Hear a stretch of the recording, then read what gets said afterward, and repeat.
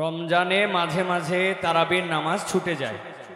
যদি আমার তারাবির নামাজ ছুটে যায়, এতে কি আমার রোজা আদায় হবে? রোজার নিয়ত কোনটি বা কিভাবে করব? নিয়ত পড়া কি রোজা রাখার জন্য জরুরি? একটা প্রশ্ন এসেছে, সাহারি ও ইফতারের কোনো দোয়া আছে কি? এটি কি বাংলায় পড়া যাবে? রমজানে মাঝে মাঝে তারাবির নামাজ ছুটে যায়। যদি আমার তারাবির নামাজ ছুটে যায়, এতে কি আমার রোজা আদায় হবে বা রোজার পূর্ণতাতে কোনো সমস্যা হবে কিনা? ভাইরা আমার, রমজান মাসে তারাবির নামাজ না পড়লে আমরা অনেকে মনে করি যে তার রোজাতে বোধহয় অসুবিধা হবে। এটা সম্পূর্ণ ভুল ধারণা। তারাবি একটা ইবাদত, রমজানের রোজাটা আরেকটা ইবাদত। যেহেতু তারাবি না পড়লেও রমজানের রোজা হয়ে যায়, তাহলে তারাবি পড়ার কি আর দরকার আছে? কেন? রোজা তো হয়ে যাবে। আলাদা ইবাদত। রোজা রাখা একটা ইবাদত, তারাবি পড়াটা আরেকটা ইবাদত। নবী করিম সাল্লাল্লাহু আলাইহি সাল্লাম একই হাদিসে দুটি কথা বলেছেন, মান কামা রমাদানা ঈমানান ওয়া ইহতিসাবান গুফিরা লাহু মা তাকাদ্দামা মিন যামবি। একই হাদিসে বলেছেন, মান সামা রমাদানা ঈমানান ওয়া ইহতিসাবান গুফিরা লাহু মা তাকাদ্দামা মিন যামবি। যে ব্যক্তি ঈমান এবং ইখলাসের সাথে রমজানের রোজা রাখবে, আল্লাহ তার পূর্বের গুনাহ মাফ করবেন। যে তারাবি পড়বে, তারও পূর্বের গুনাহ মাফ করবেন ইনশাআল্লাহ। এইজন্য ভাইরা, তারাবির নামাজ পড়তে হবে। এটা সুন্নাহ, গুরুত্বপূর্ণ সুন্নাহ, সাধারণ সুন্নাহ না। নবী সাল্লাল্লাহু আলাইহি সাল্লাম ছাড়েন নাই, সাহাবীরা ছাড়েন নাই। কোনো ওযর ছাড়া তারাবি ছাড়া যাবে না। জামাত ছুটে গেলে একা একা হলেও পড়বেন, কিন্তু কোনো কারণে পড়তেই পারলেন না, সফরে আছেন, ট্রাভেলে আছেন, বাসে ছিলেন, ট্রেনে ছিলেন, নাইটে সফর করেছেন, তারাবি পড়তেই পারেন নাই, ইনশাআল্লাহ আপনার রোজা হয়ে যাবে। তাই বলে তারাবিকে অনেকে অবহেলা করেন আজকাল, যেটা তো সুন্নাত, না পড়লেই কি? এই অবহেলাটা আরেকটা দোষের। তাহলে আমাদের মধ্যে দুইটাই সীমা লঙ্ঘন। কেউ মনে করেন তারাবি না পড়লে রোজাই হবে না, এটা হলো বাড়াবাড়ি। আবার অনেকে মনে করেন তারাবি না পড়লেই বা কি, এটা হলো ছাড়াছাড়ি। এই বাড়াবাড়ি এবং ছাড়াছাড়ির মধ্যে আমাদের থাকতে হবে। আল্লাহ আমাদের তৌফিক দান করুন। রোজার নিয়ত কোনটি বা কিভাবে করব? নিয়ত পড়া কি রোজা রাখার জন্য জরুরি? নিয়ত তো সমস্ত ইবাদতের জন্য জরুরি, কিন্তু নিয়ত করা জরুরি, নিয়ত বলা জরুরি না। নিয়ত করা এক জিনিস আর নিয়ত বলা আরেক জিনিস। মুখে নিয়ত বলে আর অন্তরে নিয়ত করে। অন্তরে নিয়ত করে আর মুখে নিয়ত বলে। ইবাদতের মধ্যে নিয়ত করা ফরজ। রোজার জন্য নিয়ত ফরজ, নামাজের জন্য নিয়ত ফরজ, কিন্তু নিয়ত বলাটা ফরজ বা সুন্নত কোনোটাই না। আমরা যে রোজার নিয়ত শুনছি, নাওয়াইতু আন আসুমা গাদান, আছে না? বিভিন্ন আপনার ক্যালেন্ডারেও লেখা থাকে, ভিত্তিহীন।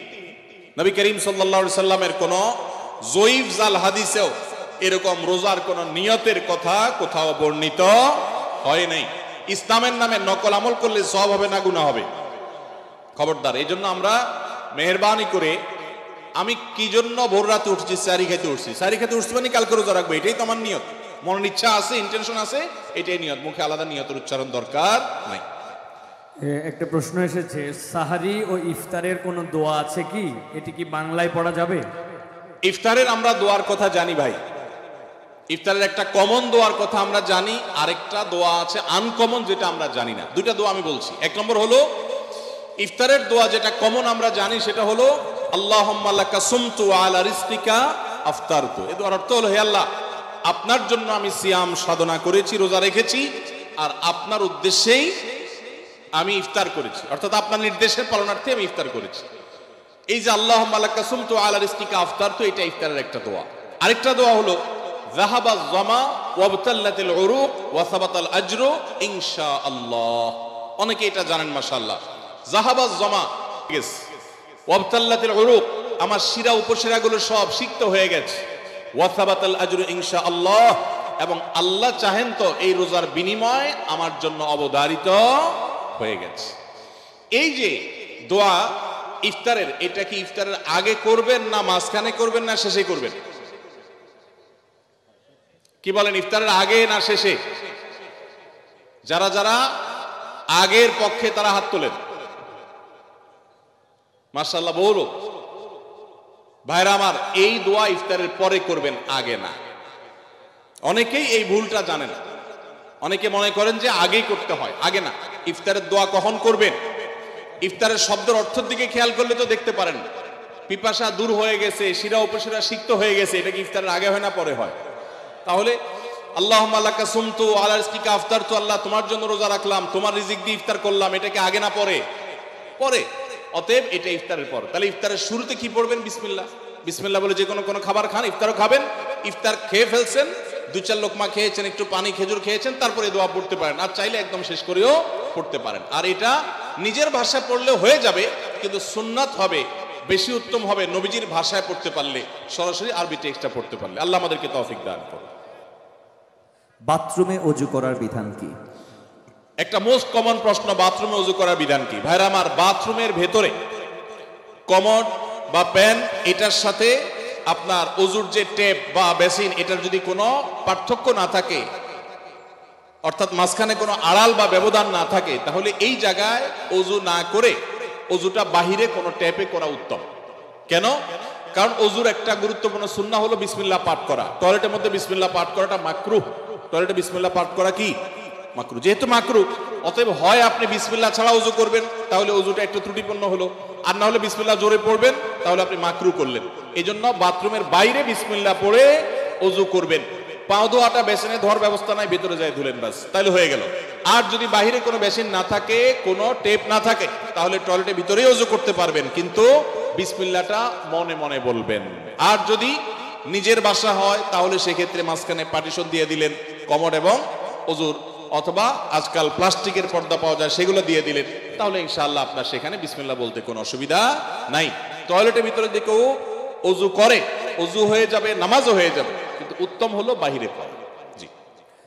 আমি একজন ট্রাক ড্রাইভার, আমার পরিবার এবং সন্তান আছে, কিন্তু আমার স্ত্রী আমার কথা শোনে না, আমার করণীয় কি? ভাইরা আমার, মা বোনরা স্বামীদের কথা না শোনা, স্ত্রীরা স্বামীদের কথা না শোনা, এটা একটা ব্যাধিতে পরিণত হয়েছে।